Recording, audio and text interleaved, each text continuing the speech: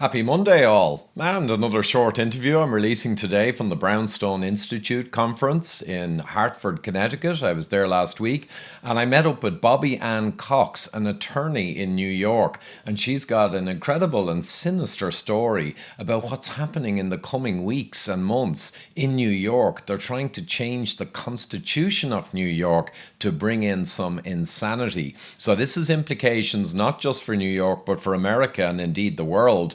If they get away with this, and we need people to know what's going on, but if they get away with this, it's going to start a bit of a domino effect and madness and tyranny will come towards us all. So enjoy this short interview. The sound is not perfect because it stretched my sound system with all the people in the background in the conference, but it's okay. So enjoy. Hey, I'm here in Brownstone Institute in Hartford, Connecticut. It's been a fantastic couple of days. A lot of intellectual discussion, legal discussion, scientific and medical discussion. No medical information here. But I met up with Bobby Ann Cox. Did I get that right? Yes, you got it yes? right. Cool. And you're an attorney in New York, and you gave a really fascinating story yesterday. You have many cases, and we might touch on some of them. But one particular thing up front is something that's looming now in New York that's got great import for everyone's freedoms. So we might start with you telling the story about that and what's happening. Yes, definitely. Well, it's great to be here. Thanks for having me on, Ivor. Yeah, as you mentioned, I'm an attorney in New York. I've been practicing for about 25 years or so. And this one case that I was talking about yesterday is focused around the New York State Constitution. In New York State, the government is, it's one-party rule. It's run exclusively by the Democrat Party. And what they've done is they are putting on our ballot. We have elections coming up, right? Just over a month. They're putting on the ballot a proposal to change our Constitution in New York State. And what they want to do is expand the already existing protections in our Constitution about discrimination. So we already say in our Constitution, you can't discriminate against somebody based on their race, their religion, their creed, their color. But now they want to add 12 new categories to that. 12 categories. It is very broad language, but they want to now all of a sudden say, you can't discriminate against somebody based on their ethnicity, national origin, their age, their disability, their sex, including gender identity, sexual, orientation. You can't discriminate based on pregnancy outcomes, autonomy. It's just very broad language. And what happens then is that when you have it so broad and it's not narrowed, it opens the door then for things to happen that you don't want to happen, right? So I'll give you an example. If you can't discriminate against somebody based on their gender identity, that means you will now be giving a constitutional right to, for example, have boys playing in girls' sports, because you can't discriminate against them, right? And you can't say, well, you can't come on this all-girls sports team, because then that would all of a sudden be discrimination. But what does that do now for the girls? Well, now you're infringing on the girls' rights, right? Don't they have the right to play sports without having boys involved? I mean, haven't we been doing that for 50, 60 years? Isn't that what Title IX is all about? So, another example. If you can't discriminate based on, gender identity, you could have men using women's bathrooms, locker rooms, dormitories. You will no longer see single-sex single-sex high schools, single-sex colleges, right? Because somebody from the other sex could now say, well, I have a constitutional right to go to this college or live in this dormitory. So it's absolutely a turning upside down the norms that we have become accustomed to and things that we really cherish, right? And privacy is one of those things that we cherish. So yeah, this is going to be on the ballot next month when voters hit the polls, and I am trying to work to educate the public about what this amendment would do if it passes. I am clearly not going to vote for this. I hope most New Yorkers don't vote for this.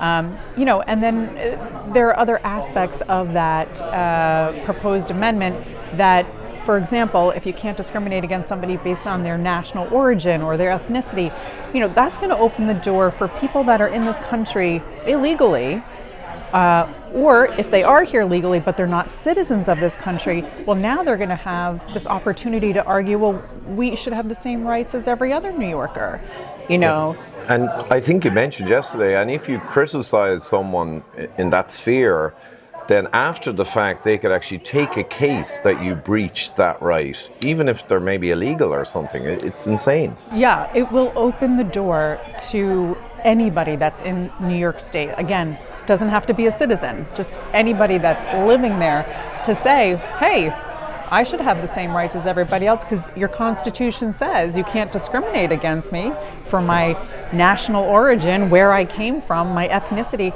It's too broad. The language is too broad, and it's a really opening a Pandora's box. But the left has not just proposed this, they're pushing for this. They are campaigning for this.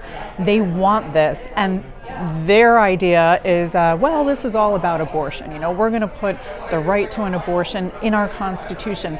But the word abortion doesn't even appear in that proposed language, right?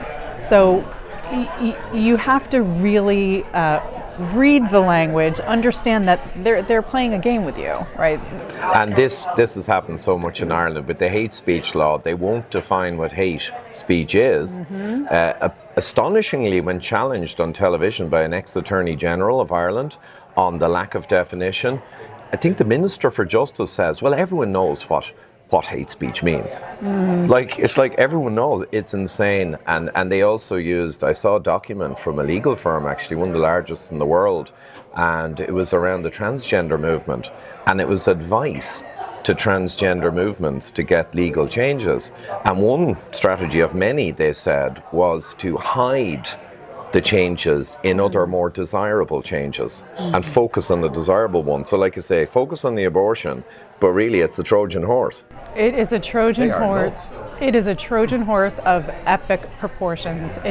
There's language in there that says, in essence, if it passes, then the government will have the right to discriminate against someone, a group, a class, if they are correcting prior discrimination. So in other words, it basically would codify in our Constitution the right for reverse discrimination, as we call it. Wow. So then you have the chilling of free speech wound up in that amendment too, because if you can't discriminate against somebody, like you're saying, well, what qualifies as discrimination? Does calling somebody a nickname or calling somebody a name, generally speaking, is that all of a sudden now going to be discrimination? And then you think, well, who's going to determine what defines discrimination? Who's the arbiter of all this nonsense? It's going to end up being the judges, because lawsuits are going to be brought. So individual judges will start making these decisions on what is discrimination, what is hate speech, what is not. But when the people feel like they're going to get penalized for saying something, it chills the speech, right? And it makes you pause and say, wait a minute, maybe I shouldn't say that. Maybe I shouldn't do that.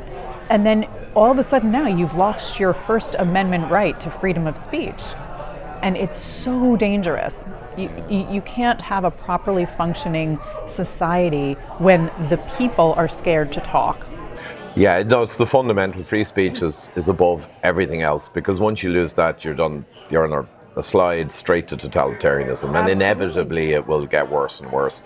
It's quite shocking, but they actually want that chilling effect, sadly, the people who are driving these things. You actually took a case to spancel this or to stop it. You had some success, but it was overruled. Was that the case? Yes. So a colleague of mine and I last year filed a lawsuit against this. We have in our New York State Constitution, there's a provision on how you change the Constitution if you want to change the Constitution, and the party in rule, the party that's governing over New York, did not follow those proper steps. Again, it's a problem when you have one party rule and they just can do whatever they want, whenever they want, however they want. And so they skipped a step. So we sued and we said, well, hold on a second. You didn't do the right process. You have to go back and start again.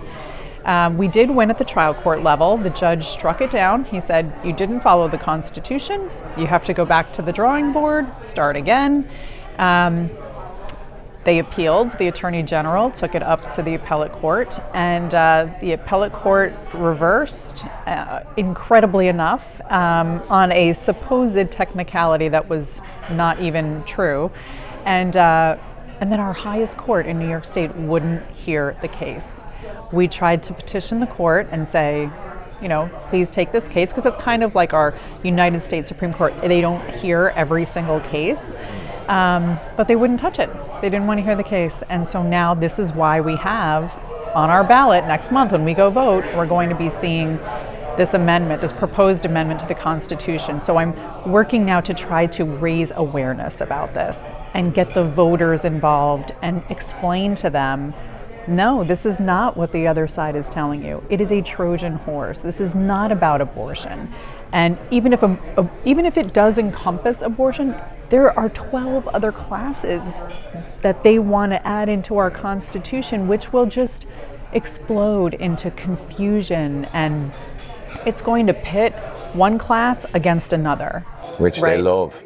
Which they love. They want the mayhem, right? Yeah, oh no, absolutely. And look, it's just, I'm having PTSD around the Irish situation the last couple of years. We had the hate speech. They tried to change the Constitution to take the mother and the woman's role of raising a family out of the Constitution and the protections.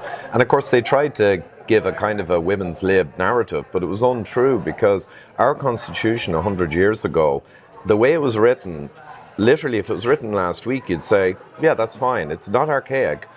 And it doesn't in any way keep the woman in the home. It's just, if she is raising a family, she should not, through economic hardship, be forced to go out and work at the expense of the children, which are the future of the country. Yes. It's completely modern. But they tried to say, oh, it's archaic. But it failed 2-1 against. The people smelled a rat. Good. And it was the biggest no vote in a referendum in Ireland's history. So the people may not all understand what we would understand from Brownstone Institute and what we're talking about as to who's doing what, but they knew something was rotten. Wow. So that's what you need, I guess, sadly, like the tobacco industry sold out, but in a good way. You need to make people just begin to get a little more cynical, a little more questioning, yes. Look themselves at the wording. And to that point, Bobby Ann, do you have a link I can put down below, or we can work it out later, just where people can kind of get the basics of the story and share, or are you going to be doing that? Yes. I'm hoping to create a specific website about this issue in the coming days. People can go right now to my law firm, my website, if they do want to get more information. There's a little bit on there about it, which is coxlawyers.com. But, this is already happening in New York. These things of, for example, if you look at this law, New York City, not the state, but the city, which is the majority of our state, 9 million people live in New York City, out of about 18 million in the state. They passed a law 2 years ago that said that non-citizens, including those here illegally, would be allowed to vote in their elections. And they were challenged, went to court. The court said, nope, sorry, only citizens can vote. It's very clear in our Constitution. But, they appealed because the crazy New York City mayor and left-wing, city council members appealed. They lost on appeal. Now they're trying to take it to the highest court in New York State. They want to give these people that are not citizens of our country the right to vote. That's crazy. It's crazy, but it's obvious what the motive is, because it's the same in Ireland. The Irish government actually sent out a tweet when Ukraine was going on. And the tweet was in Ukrainian, basically saying, we're open for business, you'll get a house within 3 months, you get loads of money, yada, yada. But that was kind of humanitarian. But on the same day, they sent it out in around 8 other languages, including like East Africa and everything. Wow. So the issue of the day is always a cover for the real agenda. And I guess they also were advertising to recent migrants, who are economic migrants, 90% plus. And they're advertising that, hey, you can actually vote in local elections. And I guess what it is the people coming in are getting a fantastic deal. They know who's giving it to them, so they'll vote accordingly. Right. With the current regime that is enabling them. That's right. That's right. So it's a permanent class of people that will keep these other people permanently in power, right? Uniparty government, that's the idea. It's very scary. Yeah. It's very scary. You can't lose your sacred right to vote, because voting means that we control the government, right? Yes. We pick the people that we want to have in there making our laws and enforcing our laws. And, that's the whole premises of having a country run by the people. As soon as you start bringing in people that don't share our values, don't know what our norms are, and have their own agenda, and let them vote in our elections, it's super dangerous. It really, you lose your autonomy as a country, as a nation. It's a perfect example of corruption, though we have so many these days, but it's in our face. I often say to people that unfortunately many are asleep, but ironically all the things that have been happening over the last 4 years, if you actually look closely at it, even unbiased, it's self-evident what's going on. That's what really frustrates me. It's kind of in our faces. And Yes. yet people just want to keep their head down and say, oh, politics is junk. Oh, I'm not involving myself. It's sad. But I think people are waking up. If we end on a positive note, you had a few positive cases with good outcomes. So maybe just give one of your favorites of those. Yeah, absolutely. About 2 years ago, the New York State governor and her Department of Health decided that they were going to create a regulation which would allow them to remove people from their homes and put them into quarantine facilities with no due process. They didn't have to prove you were sick. They could put you in there for however long they wanted. I mean, it was a crazy regulation. So I sued the governor and the Department of Health on behalf of a group of New York State legislators, Senator Borrello, Assemblyman Tague, Assemblyman Lawler, and a citizens group. And we won. We got that regulation struck down. The court said, no, this is the governor and the Department of Health don't have the power to make law. This is really a law. They called it a regulation, but it was really a law. It conflicted with our 70-year-old, already in existence quarantine law, which we've had since 1953, which is full of due process protections, right? But the number one thing the law says from 70 years ago is, if you want to consider removing somebody from society, they have to first actually have the illness that you think they have. But this regulation was just so horrendous and totalitarian in its nature. So we did win that case. That regulation no longer exists in New York State today. Of course, the governor appealed. So we're still duking it out on appeal. I'm waiting for the state's highest court to make a decision if they're going to hear the case or not. But it's very frustrating because, the appellate court with that case, they did reverse and they did say, oh, your plaintiffs have no standing here. You shouldn't have brought the case in the first instance. But we still got that regulation knocked out. If they want to have that regulation back, they have to go through the process all over again. And now the people are watching, right? Now the people know what's going on. I mean, with that case, when I had oral arguments at the appellate court, 400 people showed up to watch those oral arguments because this matters to them, right? When people know what's going on, when they hear about the corruption or they hear about the tyranny that's brewing behind their back, they show up and they say, no, absolutely not. What, quarantine camps? No way, right? So it's about getting the word out there and educating people. Absolutely, it's all about awareness. It's superb with you, and I interviewed Warner this morning as well, similar positive cases, and it's so important, the judiciary and moving through the system. But yeah, awareness, we need the people, the groundswell to get behind these cases, to be aware. And I'm increasingly seeing what you might call normies are beginning to get wind that there actually is a threat against them and their families in the future, and that this is personal and it's serious, it's not abstract and political. And I think it's growing, and I think we'll get there. So thanks so much, Bobby Ann. Yes, Superb work. yes, thanks for having me on. I appreciate it. Not at all. My pleasure. Well, that'll do it, folks. Hopefully you US guys take notice, share this message, and begin to counter this lunacy.